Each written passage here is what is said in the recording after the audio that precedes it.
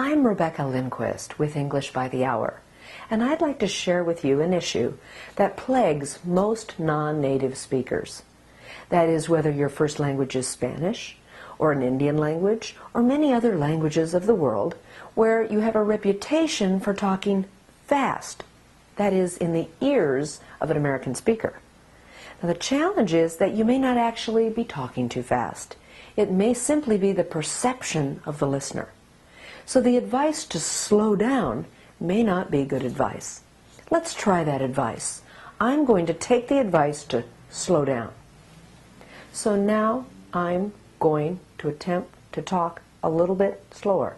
Notice what's happening. I'm really monitoring everything I say and consciously trying to slow down. That didn't sound very good. My suggestion to you is that that advice isn't very good.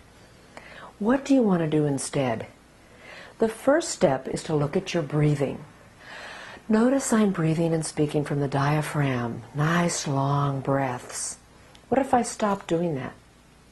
Most non-native speakers speak in this region, clavicularly or thoracically. If I speak thoracically, it sounds like this.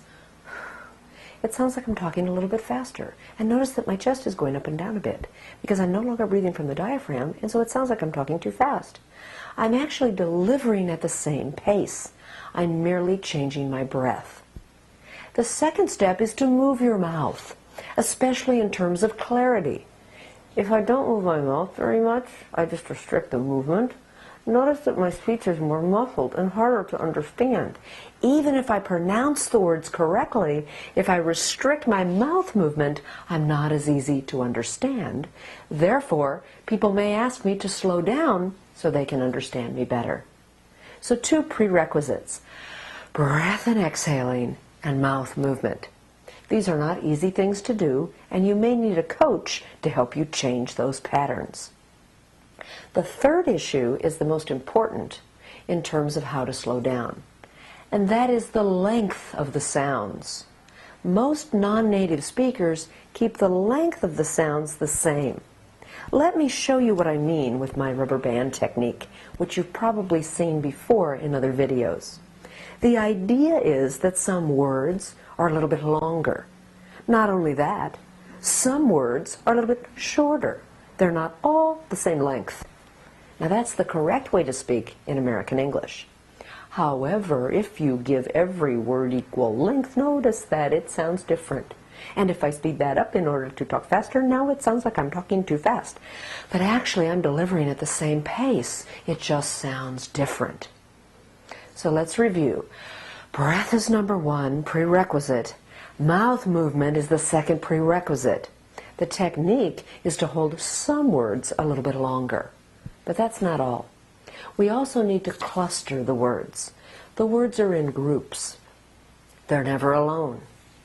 And in between each group, we pause. Not for a short time, but for a longer time. I would suggest to you that your utterances always exist in groups. So the idea is that the words aren't in isolation. This would be words in isolation. Each one gets equal length. That's what you don't want to do. You want to group the words and then pause reliably longer. If you do these techniques and follow the prerequisites I mentioned, you will create a tremendous result in your speech that will make your listeners see in their eyes, or more likely in their ears, more importantly in their ears, that you're speaking more slowly. Let's try that one last time together. Breathing and mouth moving. Notice that I can speak rather rapidly. I'm not talking slowly, but it sounds natural, it's easy to understand, and I don't have to slow down. I hope this information has helped you to become a better speaker in American English, and we look forward to seeing you online in our live internet coaching sessions with English by the Hour.